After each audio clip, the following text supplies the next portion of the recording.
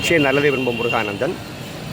இன்றைக்கு நடைபெற இருக்கின்ற தமிழக சட்டமன்ற தேர்தலில் திருப்பூர் வடக்கு சட்டமன்ற தொகுதியின் சார்பாக போட்டியிடுவதற்காக இந்து மகாசபையின் சார்பாக டாக்டர் வல்லபாய் பாலா என்கின்ற பாலகிருஷ்ணன்ஜி அவர்கள் வேட்புமனு தாக்கல் செய்ய வந்துள்ளார்.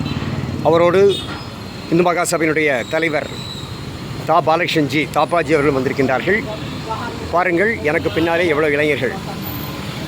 நண்பர்களே, ஒரு விஷயத்தை நம்ம யோசிக்கணும். இன்றைக்கு அரசன் எவ்வளியோ அவ்வழிதான் மக்கள், கோன் எவ்வளியோ அப்படித்தான் குடி. இதுதான் நம்முடைய தர்மம், நம்முடைய தமிழ் சமுதாயம், நம்முடைய அவ்வை மூதாட்டி சொல்வது. அப்போ அரசன் சரியானவனாக இருந்தால் குடிமக்களும் சரியானவர்களாக இருப்பார்கள். அரசன் தவறு செய்தால் குடிமக்களும் தவறு செய்யக்கூடியவர்களாக மாறிவிடுவார்கள். இப்பொழுது நம்மிடத்திலே இருக்கக்கூடிய அரசன் என்று சொல்லக்கூடிய சீஃப் மினிஸ்டர் என்று சொல்லக்கூடிய முதலமைச்சர் யார்? ஆண்டவன் நம்பிக்கை இல்லாதவர், ஆண்டவனே இல்லை என்று சொல்லக்கூடியவர், அப்படி ஒரு சக்தியே இல்லை என்று சொல்லக்கூடியவர். ஸோ அடிப்படையே தவறாகிவிட்டது. ஆண்டவனே இல்லை என்று சொல்லக்கூடிய ஒருவர் தேசத்தை ஆண்டால் குடிமக்கள் என்ன செய்வார்கள்? அவர்களும் ஆண்டவனை மறந்து விடுவார்கள். ஆண்டவனை மறந்தால் நம் கதி சொல்லுங்கள். இந்த சீஃப் மினிஸ்டர்களும் இந்த மினிஸ்டர்களும் இந்த எம்எல்ஏக்களும் இன்றைக்கோ என்றைக்கோ எப்பொழுதோ அவர்கள் காலம் தீர்மானிக்கப்பட எப்பொழுது வேண்டாலும் அவர்கள் அந்த ஆண்டவன் எடுத்துக்கொள்ளலாம். ஆண்டவன் நிச்சயமானவன், என்றைக்கும் நிலைத்திருப்பவன். நடராஜ பெருமான், தெல்லை நடராஜ பெருமான், திருப்பதி, காமாட்சி, முருகன், விநாயகன், இவர்கள் தானே நம்முடைய தர்மத்தை நடத்தி கொண்டிருக்கக்கூடிய தூண்கள், விழுதுகள். அவர்களே இல்லை என்று சொல்லக்கூடிய ஒரு அரசுக்கு நாம் ஓட்டை போடலாமா? யோசியுங்கள், இந்துக்களை யோசியுங்கள். பிற சமுதாயத்தினரே ஆண்டவனை நம்பக்கூடிய யாராக இருந்தாலும் உங்கள் அத்தனை பேருக்கும் என்னுடைய வேண்டுகோள், அடிப்படையே தவறு, அஸ்திவாரமே தவறு. ஆண்டவனே இல்லை என்று சொல்லக்கூடிய ஒருத்தருக்கு ஓட்டை போட்டால் என்ன ஆகும்? திருடனை கொண்டு போய் கஜானாவிலே வைத்தால் என்ன நடக்கும்? அவள் தான் நடந்து கொண்டிருக்கின்றது. 5 லட்சம் கோடி கடன் வெறும் 5 ஆண்டுகளில். இன்றைக்கு தமிழகத்தினுடைய மொத்த கடன் 10 லட்சம் கோடி. 10 லட்சம் கோடி. ஆம், தமிழகத்தில் இருக்கக்கூடிய 8 கோடி பேரும் கடன்காரர்களாகி விட்டார்கள். இப்படி நமக்கு என்ன செய்தார்கள்? ஒன்றுமே செய்யவில்லை. தண்டக்கடன் ஆட்சி, வெட்டி ஆட்சி, வெறும் முழக்கங்கள், வெறும் முழக்கங்கள், வெற்று முழக்கங்கள் தானே தவிர ஒன்றையாவது செய்திருக்கிறார்களா? யோசித்து பாருங்கள். 5 ஆண்டுகள் இவர்கள் என்ன செய்தார்கள்? திருப்பூரை குப்பைக்காடாக மாற்றிவிட்டார்கள். திருப்பூர், காலம்பாளையம், நெருப்பரிச்சல், பல்லடம், கூமலர் என்று 4 மூலைகளையும் கொண்டு போய் எல்லா குப்பைகளையும் கொட்டி திருப்பூரையே நாசக்காடாக்கி இப்போ திருப்பூர் வாழ்வதற்கு சுத்தமாகவே தகுதியற்ற நகரமாக மாறிவிட்டது. இதை செய்தவர் பெருமைக்குரிய அந்த திமுகவை சேர்ந்த மேயர் அவர்கள். மக்களே, ஒரு ஆண்டில் 2017ஆம் ஆண்டிலே இந்தூரிலே அதனுடைய மேயரும் அதனுடைய கமிஷனரும் முடிவு செய்தார்கள், இந்த ஒரு ஆண்டிற்குள்ளாக ஒட்டுமொத்த இந்தூரை சுத்தமான நகரமாக மாற்ற வேண்டும் என்று தீர்மானிக்கிறார்கள். என்ன நடந்தது தெரியுமா? அதில் செய்து காமித்தார்கள். ஒரே வருடத்தில் 2017 ஜனவரி மாதத்திலே உறுதிமொழி எடுக்கின்றார்கள். 2017 டிசம்பர் மாதம் 2000 டன்கள் குப்பைகள் ஒவ்வொரு நாளும். திருப்பூரில் வெறும் 800 டன் தான். அன்றைக்கே 2000 டன்கள் குப்பைகளை இந்தூர், திருப்பூரை போல 4 மடங்கு பெரியது அன்றைக்கே. அப்பேற்பட்ட இந்தூர் மாநகராட்சி ஒரே வருடத்திலே திட்டமிட்டு தெளிவாக சிந்தித்து ஒரு வருடத்தில் குப்பை பிரச்சனையை சரி செய்ய முடியும் என்று சொன்னால், 5 ஆண்டுகள் இருந்த இந்த மேயர் எப்பொழுது கேட்டாலும் பணம் வருகிறது, திட்டம் இருக்கிறது, இதோ செய்து விடுகிறோம், அதோ செய்துவிடும் என்று கதை தான் பேசினாரே தவிர, காலம்பாளையத்திலே வந்தார், தெளிவாக சொன்னோம், உங்களிடத்திலே திட்டமும் இல்லை, அயோக்கியத்தனம் தான் உங்களிடத்தில் இருக்கிறது, தயவு செய்து இனி குப்பையை கொண்டு வந்து எங்கள் ஊரில் கொட்டினால் நடப்பது வேறு என்று சொன்னோம். தெரித்து ஓடினார். நெருப்பெரிச்சல் ஓடினார், அங்கும் துரத்தினார்கள், ஓடினார், பல்லடம் ஓடினார், அங்கும் துரத்தினார்கள், ஓடினார், பூமலூர் ஓடினார், அங்கும் துரத்தினார்கள். இப்பொழுது எங்கே ஓடும் தெரியாமல் அறிக்கை விட்டு கொண்டிருக்கின்றார் வழக்கம் போல. ஆக அறிக்கை அரசு, திமுக அரசு, வெட்டி அரசு, வேலையற்ற மூடர்களின் எம்ஜிஆர் பள்ளியார்களவா அந்த கூட்டம் அவர்தான். ஏன் எம்ஜிஆர் இருக்கின்ற காலத்திலே ஏன் இந்த திமுகவினரால் ஆட்சிக்கு வர முடியவில்லை? ஏனால் எம்ஜிஆர் அவ்வளவு அற்புதமாக ஆட்சி செய்தார். அருமையான மனிதர், ஆண்டவன் நம்பிக்கை உள்ளவர். அதனாலே அவர் இருக்கிற காலம் வரைக்கும் இந்த திமுகவால் ஒரு பருப்பை கூட வேக வைக்க முடியவில்லை. இவர்கள் இப்பொழுது ஜனநாயகம் பேசுகிறார்கள், ஹிந்தியை கற்கக்கூடாது என்று சொல்லுங்க. ஏன் இந்தியில் அதாவது ஒரு மொழி தெரிந்தவன் ஒரு வாழ்க்கை வாழ்கிறான், 2 மொழி தெரிந்தவன் 2 வாழ்க்கை வாழ்கிறான், 3 மொழி தெரிந்தவன் 3 வாழ்க்கை வாழ்கிறான். ஆக எத்தனை மொழிகள் நாம் கற்றுக்கொள்கிறோமோ அத்தனை வாழ்க்கை ஒரு வாழ்க்கையிலேயே அத்தனை வாழ்க்கையை நாம் வாழ்கிறோம்.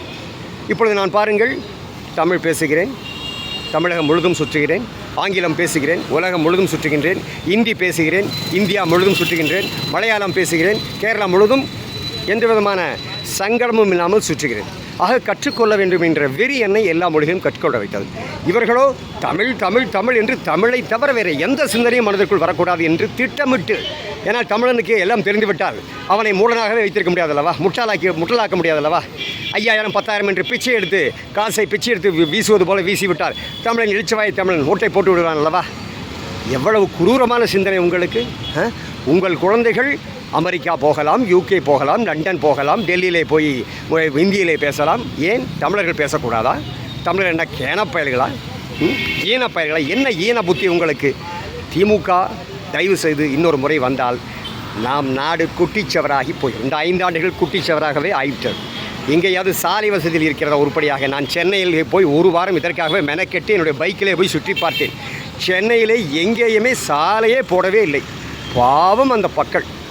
ஐயையோ, அந்த தாம்பரம் ஏரியாவிலும் அந்த போரூர் ஏரியாவிலும், ஐயோ கடவுளே, அந்த திருவெரும்பூர் ஏரியாவிலும் எங்கேயாவது சாலைகள் போட்டிருக்கிறார்கள். எங்கேயுமே சாலை.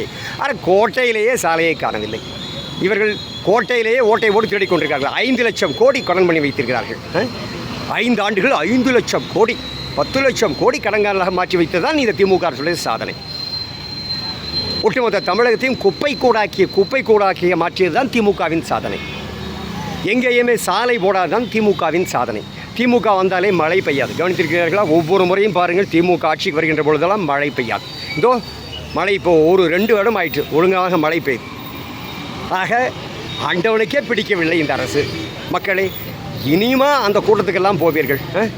ஆண்டவனே இல்லை என்று சொல்லக்கூடிய ஒரு கூட்டத்தின் பின்னாடி போய் உட்கார்ந்து சொன்னால் நீங்கள் கும்பிடுகின்ற உங்கள் குலதெய்வம் உங்களை என்ன செய்யும்? யோசித்து பாருங்கள். நீங்கள் கும்பிடுகின்ற உங்கள் தெய்வம், அந்த கணபதி, அந்த விநாயகன், அந்த பெருமான், சிவபெருமான், அவர்களெல்லாம் என்ன செய்வார்கள்? உங்களை சபிக்க மாட்டார்களா? ஆக இந்த மக்கள் விரோத அரசு, ஆண்டவனே இல்லை என்று சொல்லக்கூடிய அரசு நிச்சயம் இன்னொரு முறை, இனி எந்த முறையும் ஜெயித்து விடக்கூடாது.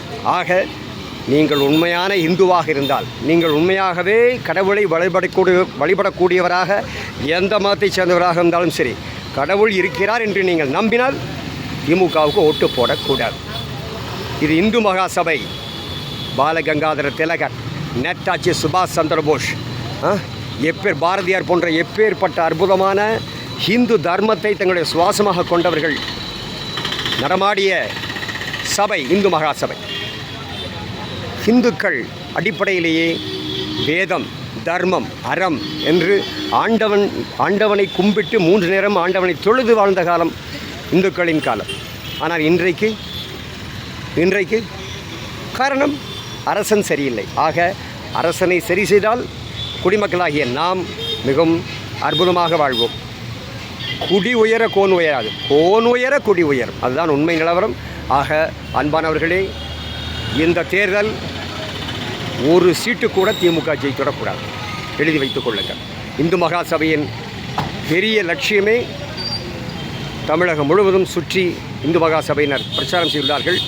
ஆண்டவனை நம்பாத அரசுக்கா உங்கள் ஓட்டு? எங்களுடைய முதல் கேள்வி அதுதான்.